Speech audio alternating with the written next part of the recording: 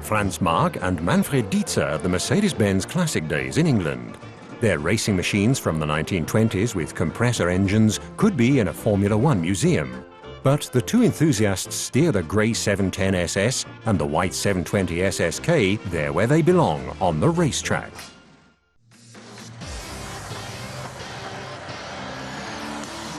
Two enthusiasts, one untamed passion.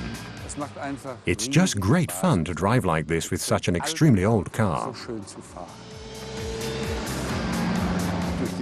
This sound alone is enough to create a sense of excitement.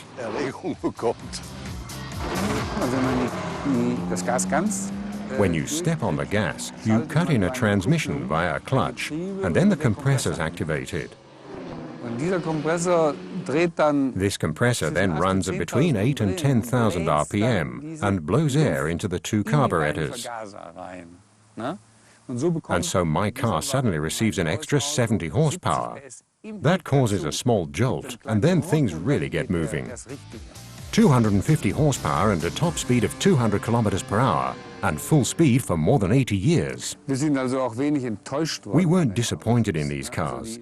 He's had the car for 20 years now and has always driven it like a madman and never had any problems. Naturally, the transmission broke down, but it was the original transmission and the teeth were this wide. When they're replaced, they'll last for another 50 years if the materials have been hardened correctly, but otherwise nothing breaks on these cars. Mille Miglia, Monte Carlo Rally, Mercedes-Benz Classic Days. The journey there always on the car's own four wheels, and Maag and Dietze's cars have seen almost everything. This car spent a number of years in England. It was delivered to England in 1928 and was here until 1982 when I bought it. So it knows its way around this beautiful countryside.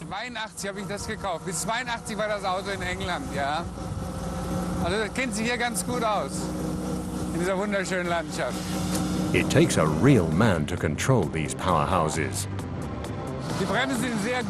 The brakes are very good.